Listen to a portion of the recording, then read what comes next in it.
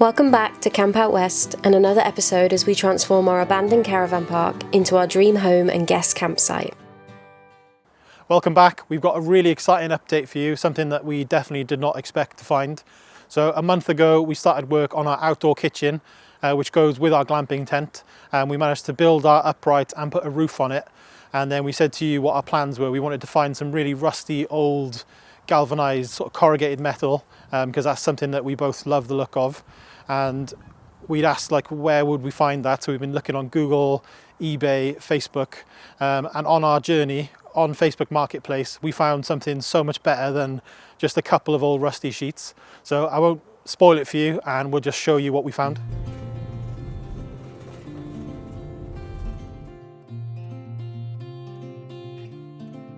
So this is what we found, the most beautiful old rusty shed. When we first spotted it for sale locally, it honestly seemed too good to be true. The price was great, so we had to go and see it for ourselves. It turned out to be even better than we imagined. This old workshop was once used for wood turning and all kinds of crafting, and it meant so much to the owner. It had belonged to her late husband, and she really wanted it to go to someone who would make use of it again, rather than see it broken up and sold for scrap. We shared our plans with her, our dreams of hosting workshops on our land, and Emilie hopes to use the space for her willow weaving classes one day, and we couldn't think of a more perfect fit. To get a better idea of what we were taking on, we brought along our friend Johnny. He's a carpenter, someone we trust, and we wanted his advice on how we'd take this apart and get it home. We fell in love with the character of it straight away, the weathered timber, the rusty detail, and the way it would blend so naturally into the space we have in mind for it.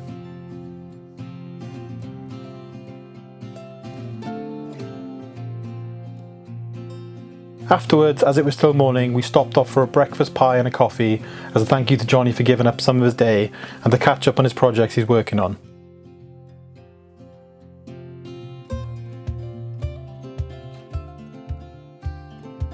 Maggie was very interested in our breakfast.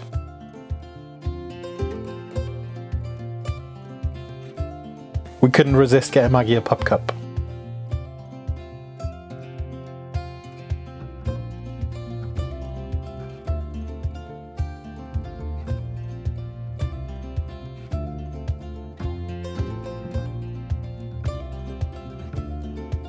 If you're looking for a dog-friendly coffee and a breakfast spot, we love Motley Pie.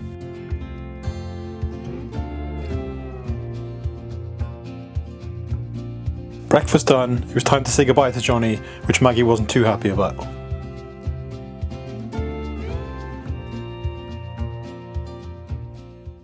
So this behind me is the area where we are going to relocate the workshop. So obviously this is just something that's just popped up as an opportunity that we kind of couldn't say no to. Like, we never planned on even thinking about dismantling a building and relocating it onto the land. So obviously that's not in our sort of timeline to do right away. But the current owner, obviously now that we are the people that are buying the building, she's keen obviously to get her personal belongings out of the building so then we can take it down. So I think our plan is in the next month, if we can get a couple of days, maybe even a week of decent weather where we can go there and actually dismantle the building, obviously bring it back to the land and try and sort of categorize the pieces so we can sort of rebuild it on the site. Yeah, if anyone's done anything like this, I don't know, it doesn't seem like a very normal thing to do, to relocate a building. Our one concern with obviously how we dismantle the building is we don't want to damage the sheets. So the one thing that we see that might be a problem is the way that the sheets are fixed. It's very different than the fixings that we've used. So we've used sort of screws with washer heads. These are old school nails with washers. So I don't think we'll be able to just sort of pry them off because we'd put too much pressure on the roof. So I guess maybe grinding them off, but I'm worried that the grinding will damage the sheets. So if anyone's taken apart barns or anything like this before, with obviously the aim of not ruining the sheets, chuck us some advice on what you think is the best way to take them apart. It's not as just straightforward as obviously taking it down and then you come back and then you just put it back together. Obviously something like this is going to need some groundworks done first. And the current situation, it is a couple of courses of bricks on a little footer wall that goes around the whole building. So I think that's going to be a new challenge for us. So once we've taken the actual building down, we'll take pretty accurate measurements of that footer wall that she's built. And that's something that we're going to have to do then next year, and dig footer trenches and build some block walls for it to sit on. So yeah, looking forward to that challenge. So that was our exciting news that we wanted to share. So obviously that's a future project for us to get cracked into. But for now, our priorities are very much getting the cabin done. So we've gone yesterday and got some materials. We went and bought some scaffolding boards, which we're going to turn into a breakfast bar, and as well as use that material to make some shelving above the bed and above the kitchen. So originally, from the digital mock-ups that we shared of the cabin interior, we always planned to have like the long kitchen across the back wall with like an L-shaped sort of connected breakfast bar. But I think once we'd actually got the hearth and the fireplace in to the actual cabin and you can feel the physical space, we thought it was a bit of a cramped space to be able to pass the fireplace and then go past the end of the breakfast bar. So instead we decided to put the breakfast bar in front of the big window. So obviously when you're having your coffee or your breakfast, you can actually sit and you face out of the view. So that's what we're going to be starting on today. This is going to be, I guess, a bit of joinery for us. So turning these kind of quite rough cut scaffolding boards into hopefully a nice piece of furniture. Do we want to go under the... I would go under it, yeah. First job, we measured the space under the window where we were planning on having the breakfast bar. Then it was time to bring our scaffold boards down, ready to cut to size.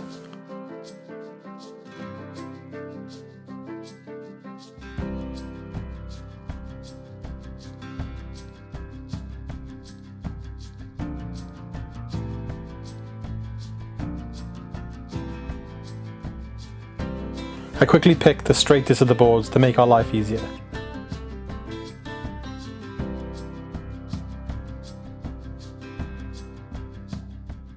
So this is the timber that we've got. These are scaffolding boards. So they're 203 wide by I think nearly 40mm thick. We want something that's quite chunky and going to be quite solid. So we know there's going to be a fair bit of sanding and things involved with these. We're going to put some inspiration on the screen of what we're trying to achieve. But the first thing we need to do is cut these boards down. So we're going to be joining two of these side on side to make the counter. I think we're going to try and make it 30 centimeters thick, which will be probably this thick. So we're going to have to glue them together and clamp them. I think originally I was going to use dowels or biscuit joints, but I think this isn't actually that big. So we're just going to try and use a glue method with lots of clamps and obviously let it all go off as best as we can, and then maybe add some thin timber underneath as sort of extra bracing. But yeah, we're going to start off by chopping these down to length.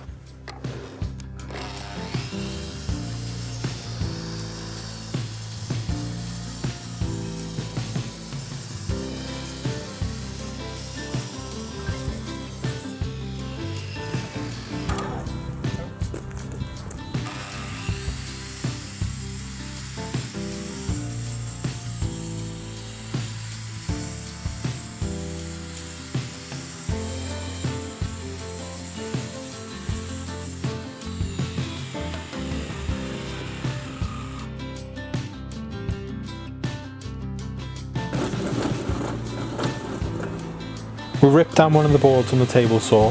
We want our tabletop deeper than a single board, so this piece will be getting glued onto another full width board.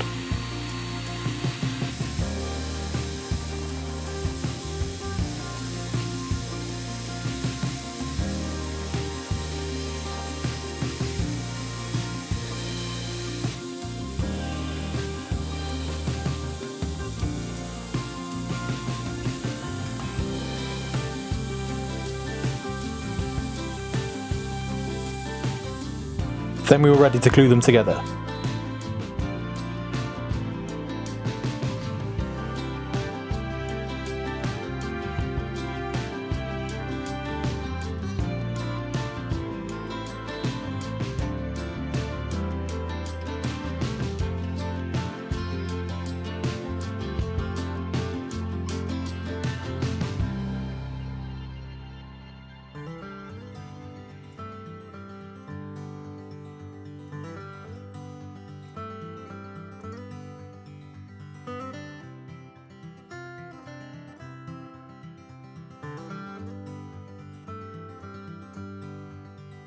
I used a load of sash clamps to hold it all in place.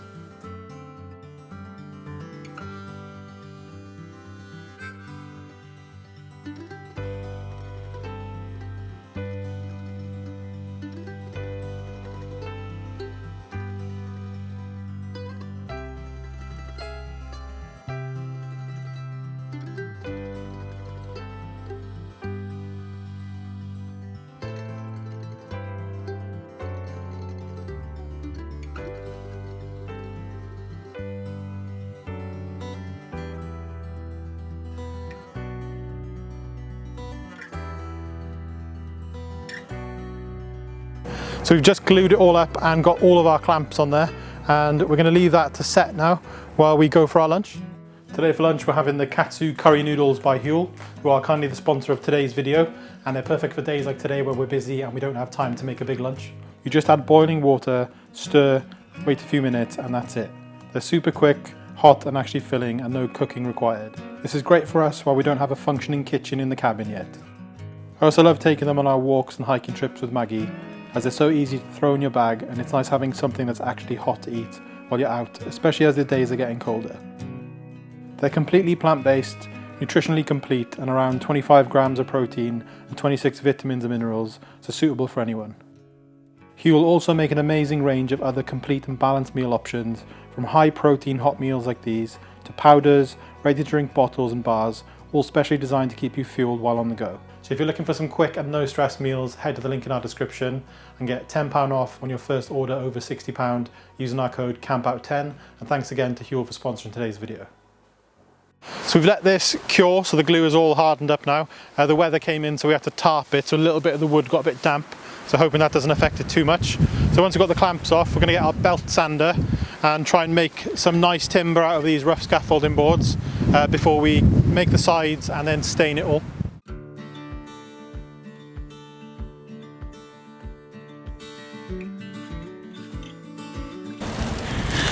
Yeah, it feels solid. Nice. Let's get rid of these clamps.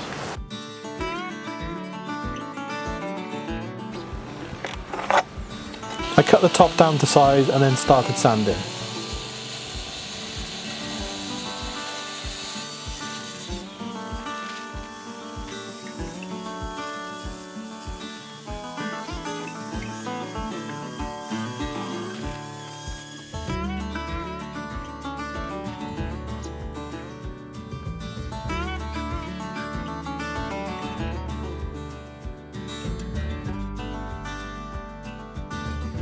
While I was doing that, Em started sanding our breakfast bar stools that we bought, preparing them for us to stain them the same colour as the table.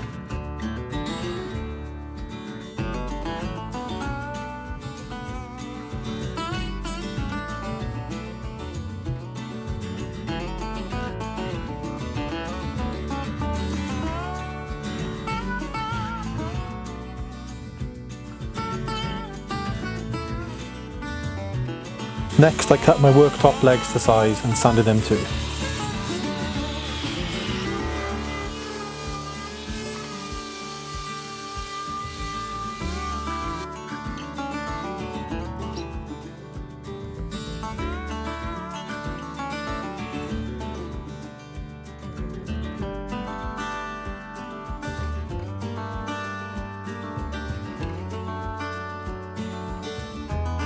As I want the sides to sit flush against the wall, I scribed the cut so it would fit over the skirting board perfectly.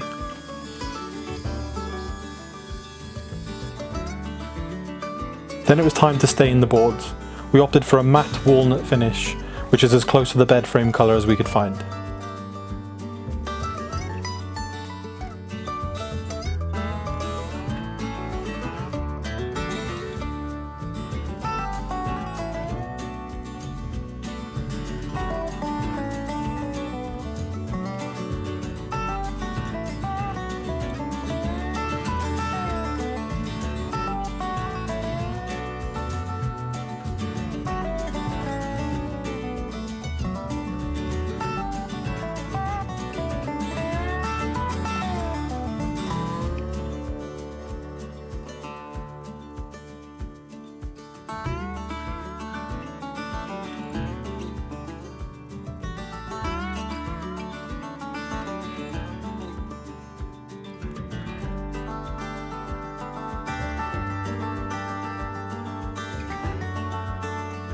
And Em started painting the stools with the same varnish.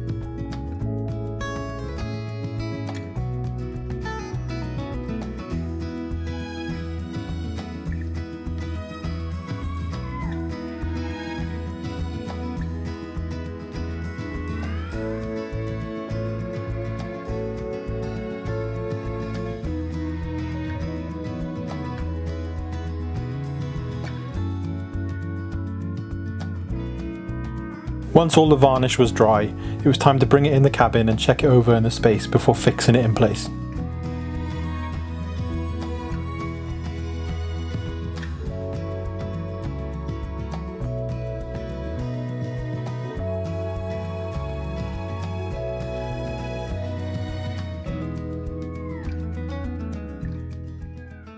So this is the counter in place. It's actually pretty solid and we haven't even fastened it in place. We've gone for this colour. We use this for the counter in the office, but we love the colour of it because it's basically the same as what the bed finish is. So this is a walnut matte finish varnish. So we're going to be using, I don't know, quite agricultural joinery methods. So there's no fancy ways to attach in the sides, but we're going to be using these construction screws, which is kind of the sort of thing you use for doing framing. So we're just going to be using these, once we've figured out where they go, straight through the counter into the bottom. And then we've got these Simpson strong tie, like 90-degree brackets with black hardware. And we're going to be using this to fasten it to the wall so you can't sort of pull it away. Because luckily for the window framing there is quite a lot of chunky timber there, so this should be super solid and there's no risk of it coming away.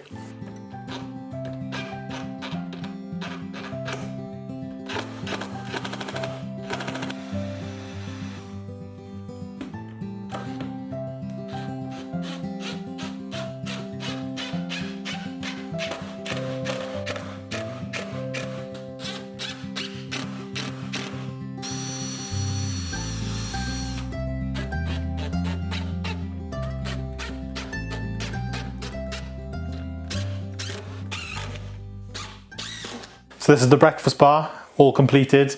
We've managed to fasten it into the actual stud work of the cabin.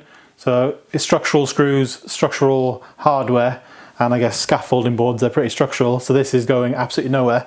Considering this is like rough sawn stuff you're supposed to stand on out in the bad weather, with a good bit of sanding and a nice varnish, this has turned out really, really nice. So the reason that we've gone for a breakfast bar instead of like an actual table is just down to space. So when you tuck the stools away underneath here, this has taken up almost no floor space. And obviously that's our nice view looking out over the valley. And it would be a nice place to sit with a laptop or your breakfast, coffee and things. So yeah, really happy with it. So doing this was a bit of an extra project for us, which we hadn't quite planned to do. As we've been saying for the last couple of videos, you know, the plumbers are coming on Monday, the plumbers are coming next week. So this has been a pattern that's been going on for quite a while and struggling to get the plumbers to come back or to return calls, and a lot of no-shows. So we've given up on the original plumbers. So we're up to date with what we paid them and all that sort of stuff, but it's left us looking for new plumbers. So we had 4 plumbers come and quote the job, have a look at if they would take on someone else's work, which a lot of people don't want to do because they don't want to take liability for the stuff that's already done and sort of behind the walls. But luckily we found a really good company that's coming next week, and they're going to be redoing a lot of the bathroom, because there's a few things that issue in there with like the shower boards and the radiators that'll have to be taken down and reattached to the wall. So that's quite a big task to do, and quite annoying that we're going to have to pay again for that work to be done. But we don't want to risk using it as it is, because it could cost us more money down the line if things aren't waterproof, and obviously we get a lot of water ingress. So we are excited now to have plumbers on board that are going to come and sort the cabin. If you're wondering what the hold up is on the cabin, that has been the hold up. In the UK, you can't do your own electrics, you can't do your own boiler or gas work. So we've managed to find people that got all the tickets for caravan LPG gas, because that's been another struggle for us. It's not common really for that many plumbers or gas engineers to have the right credentials or the paperwork for doing LPG gas in what is a caravan, which is what the cabin is. So yeah, the guys we found, we've seen all their certificates and we're excited to have them come. So that's the end of today's video. A special thank you to everyone that's been sending well wishes for Maggie, who's been our patient. She's on the mend and you'll see her in the next video. Looking miserable, Mags? How's your club foot? Good?